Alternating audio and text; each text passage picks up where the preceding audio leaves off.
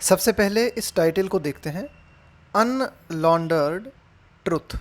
इसका मतलब होता है एकदम प्लेन ट्रुथ, एकदम स्पष्ट, अनडाइल्यूटेड ट्रुथ, यानी कि बिल्कुल एकदम साफ, एकदम स्पष्ट सत्य। सेंट्रल एजेंसीज शुड रिफ्लेक्ट, कि केंद्रीय जांच एजेंसियां जो हैं, रिफ्लेक्ट करने का मतलब होता है मनन करना किसी बात पर, है ना, इस बात पे मंथन करना।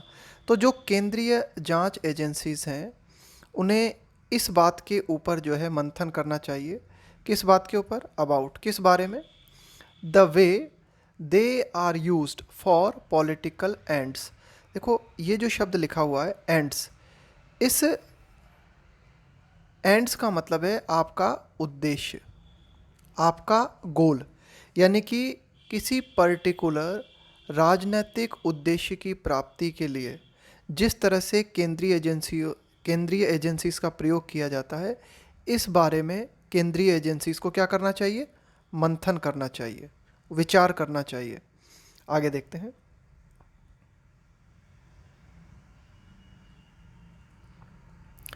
A special court dealing with cases, कि भाई एक विशेष अदालत जो कि इन केसेस से डील करती है, यानी कि इन मामलों को देखती है।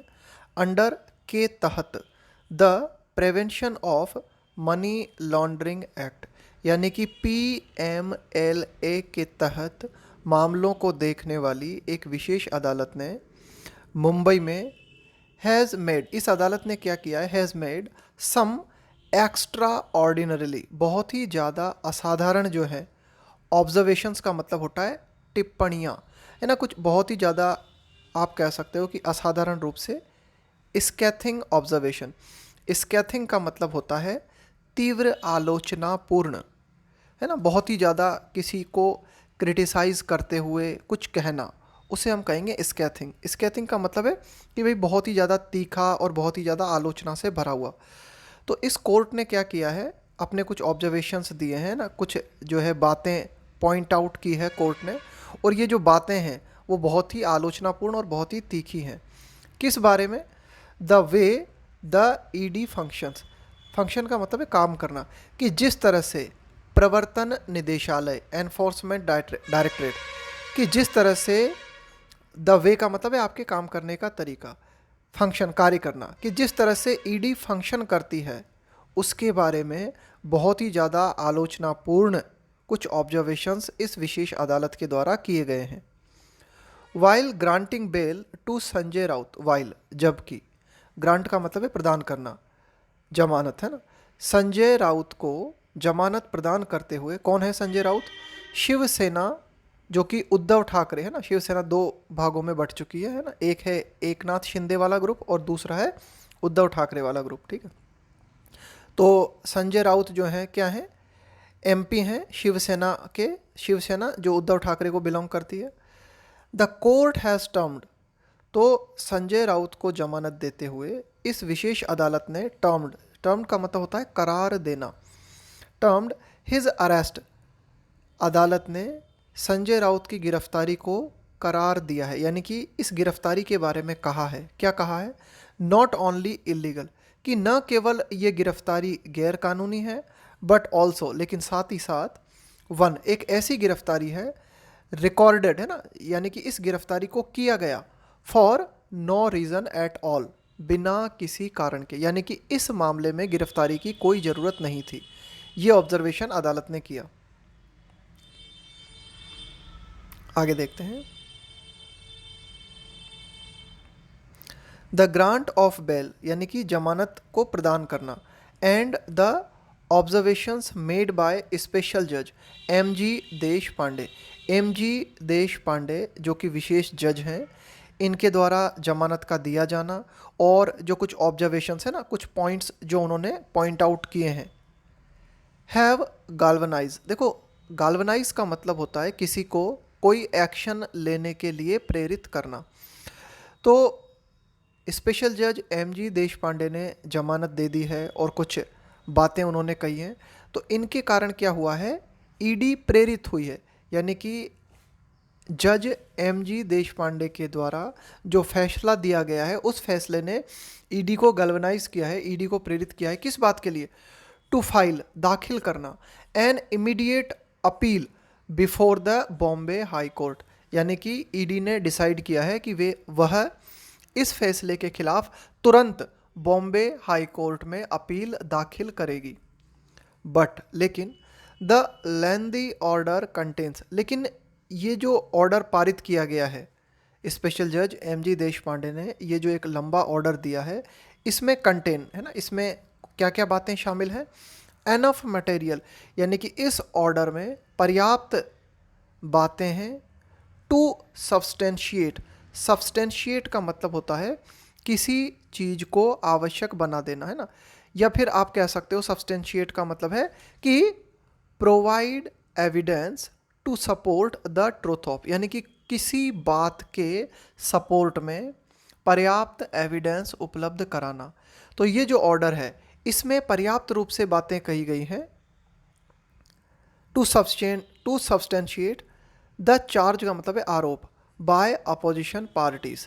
देखो, विपक्ष की जो भी पार्टीज वर्तमान में भारत में हैं, उनके द्वारा ये आरोप लगाया जाता है कि क्या? दैट सेंट्रल एजेंसीज, की केंद्रीय जो एजेंसियां हैं, आर बीइंग यूटिलाइज्ड, उनका प्रयोग किया जा रहा है टू हाउंड, हाउंड का मतलब है किसी को परेशान करना, ठीक है, पॉलिटिकल अपोनेंट्स, यानी कि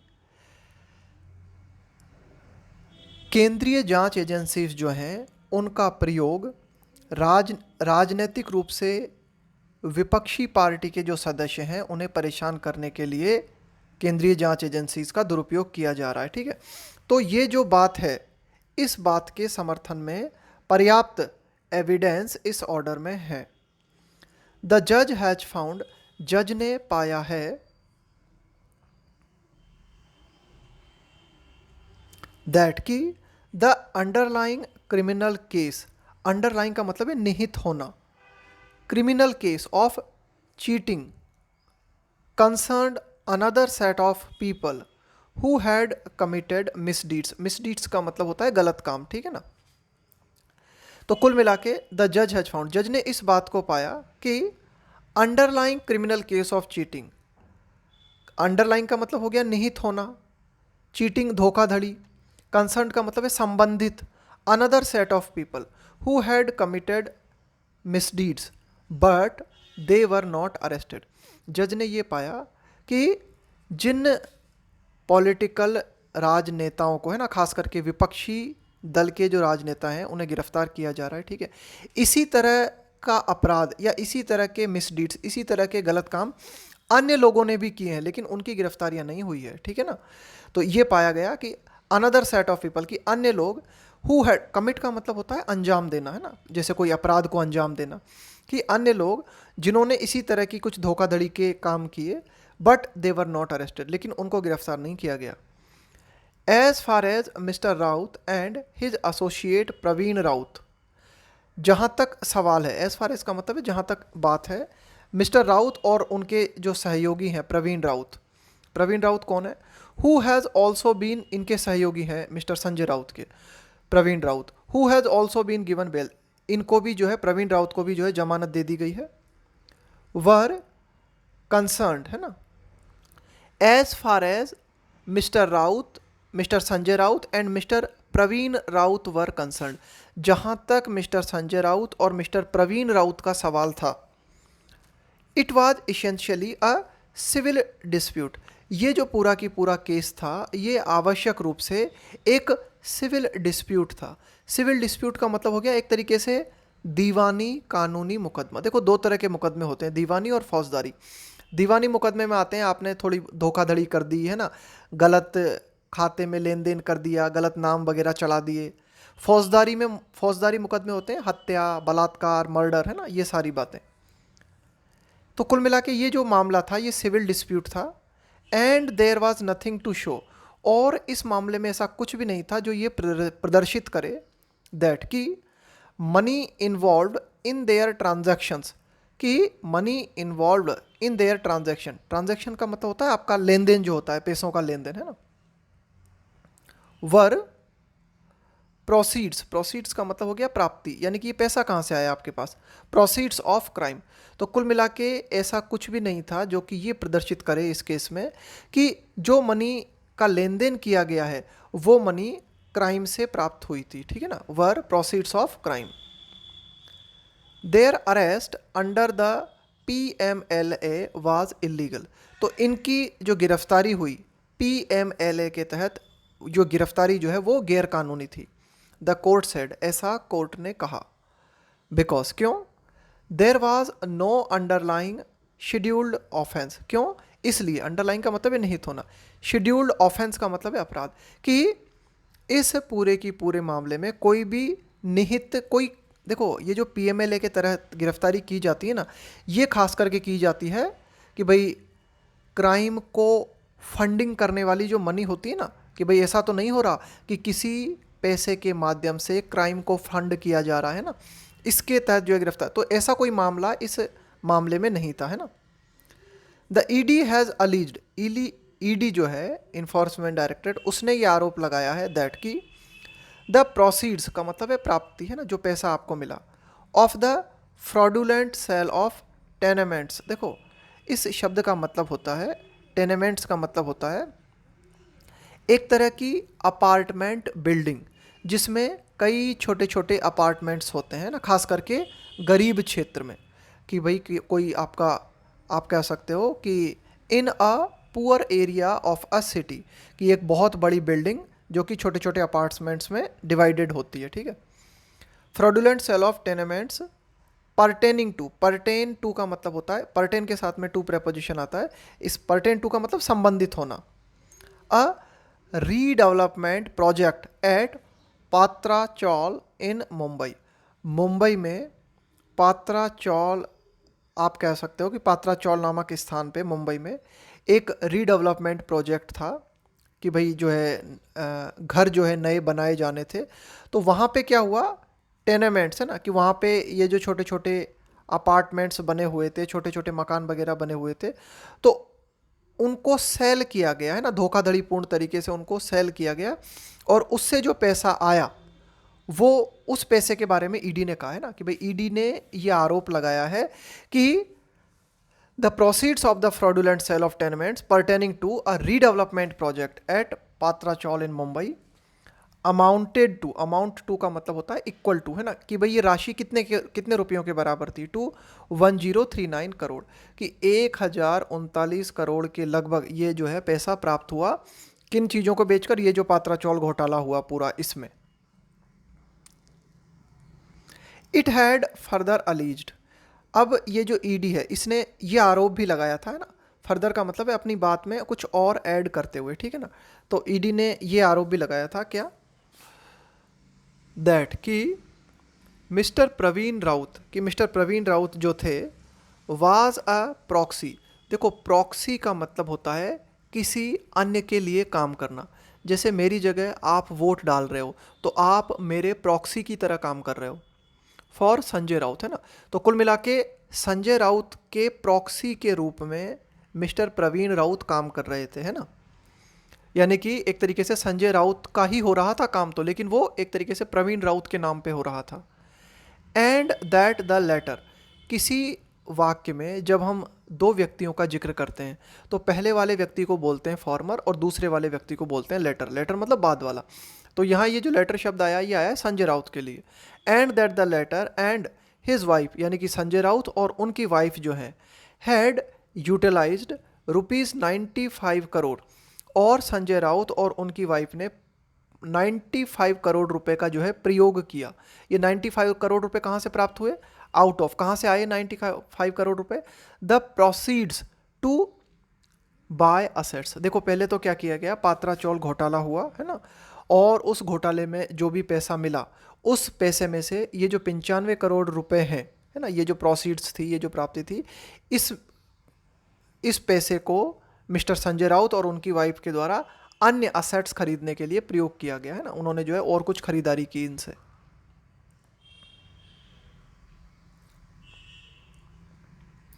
द मिसयूज, दुरुपयोग, of agencies seems to be an unlaundered truth, है ना, कि जो जांच एजेंसीज हैं उनका दुरुपयोग प्रतीत होता है, टू बी होना, क्या, अनलॉन्डर्ड ट्रुथ, यानी कि बिल्कुल स्पष्ट सत्य ये नज़र आता है कि हाँ जांच एजेंसीज जो हैं उनका दुरुपयोग किया जा रहा है। गोइंग बाय, गो बाय का मतलब होता है इस, जैसे आपको मैंने कोई पेपर दिया है ना, तो गोइंग बाय द पेपर, इसका मतलब है उस पेपर को पढ़ के। Going by the courts remarks, कि अदालत के द्वारा जो कमेंट्स किए गए हैं उन कमेंट्स को पढ़ने पर यह प्रतीत होता है कि हाँ जो जांच एजेंसीज हैं उनका क्लियर कट जो है दुरुपयोग हो रहा है। There has indeed been a disproportionate, disproportionate का मतलब है गैर अनुपातिक ढंग से, टारगेटिंग निशाना बनाना, of non BJP political leaders by investigating agencies of the union government, कि केंद्र सरकार की जो जांच एजेंसीज हैं, केंद्र सरकार की जो जांच एजेंसीज हैं उनके द्वारा क्या किया जा रहा है। देयर हैज़ इंडीड बीन, वास्तव में ऐसा रहा है, क्या रहा है कि गैर आनुपातिक रूप से निशाना बनाया जा रहा है किन्हें, नॉन बीजेपी पॉलिटिकल लीडर्स को, ठीक है, केंद्रीय जांच एजेंसीज के द्वारा। यानी कि डिसप्रोपोर्शनेट का मतलब ये हुआ कि भाई बीजेपी पार्टी के भी तो नेता हैं, है ना, लेकिन इनमें से या तो किसी को भी निशाना नहीं बनाया जा रहा या फिर न के बराबर, है ना, इनको टारगेट किया जा रहा है। लेकिन खास करके जो टारगेट है ईडी के या अन्य जांच एजेंसी के, वे कौन है, non BJP political leaders. While, जबकि lawyers and activists have been arrested, कि कई वकील हैं, इसके अलावा कई कार्यकर्ता हैं, इनको गिरफ्तार किया गया है। किस बात के तहत, एंटी टेररिज्म लॉज, है ना, कि आतंकवाद विरोधी जो कानून है इसके तहत इन्हें गिरफ्तार किया गया है। इसके अलावा मेन स्ट्रीम पॉलिटिकल अपोनेंट्स, कि मुख्य राजनीतिक पार्टी से जुड़े हुए जो पॉलिटिकल अपोनेंट्स हैं, ऑफन सी, वे अक्सर इस बात को देखते हैं क्या, कि उनके घर पे टैक्स रेड हो रही है ना, इनकम टैक्स की रेड पड़ रही है, एंड मनी लॉन्ड्रिंग केसेस, उसके उनके खिलाफ जो है मनी लॉन्ड्रिंग केसेस दर्ज किए जा रहे हैं। द लेटर, अब देखो यहाँ पे ये लेटर किसके लिए आया, इसके लिए, मनी लॉन्ड्रिंग केसेस के लिए, ठीक है ना। देखो यहाँ पे हमने दो बात की, एक तो की टैक्स रेड और दूसरा है money laundering cases. The latter class of cases, कि जो मनी लॉन्ड्रिंग केसेस हैं, the latter class of cases, अब देखो ये जो इज आया है ना, ये इज आया है इस क्लास के लिए, कि मनी लॉन्ड्रिंग केसेस का जो वर्ग है is made possible by the PMLA,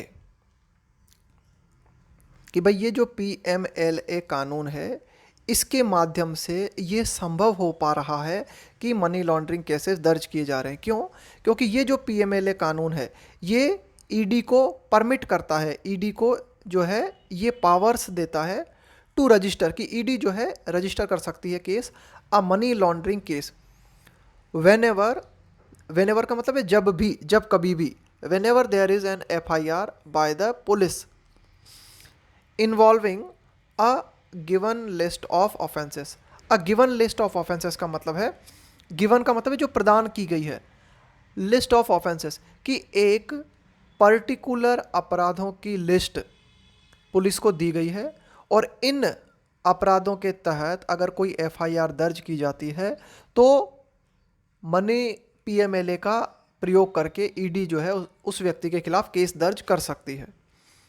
in a सार्डोनिक comment, सार्डोनिक का मतलब होता है बड़ा ही व्यंग्यात्मक तरीके से, है ना, व्यंग्यात्मक, कि द स्पेशल जज, तो ये जो स्पेशल जज हैं जिनके द्वारा ये फैसला दिया गया है उन्होंने बड़ा ही व्यंग्यात्मक कमेंट किया है, बड़ी ही व्यंग्यात्मक टिप्पणी की है, और उस कमेंट में उन्होंने इस बात को नोट किया है,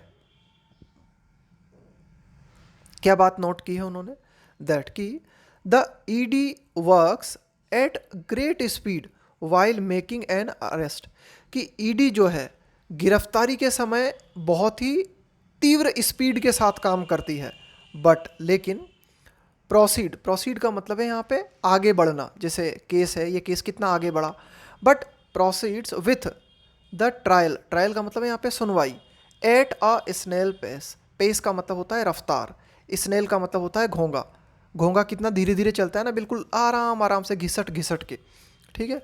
तो देखो स्पेशल जज के द्वारा एक व्यंग्यात्मक कमेंट किया गया कि ईडी जो है गिरफ्तारी करते वक्त तो बड़ी स्पीड से काम करती है, लेकिन गिरफ्तारी के बाद में क्या होना चाहिए, जिस व्यक्ति को गिरफ्तार किया गया है उसकी सुनवाई होनी चाहिए। लेकिन सुनवाई का ये जो पूरी की पूरी प्रोसेस है, इस प्रोसेस को बड़े धीरे धीरे करती है, घोंगे की चाल से।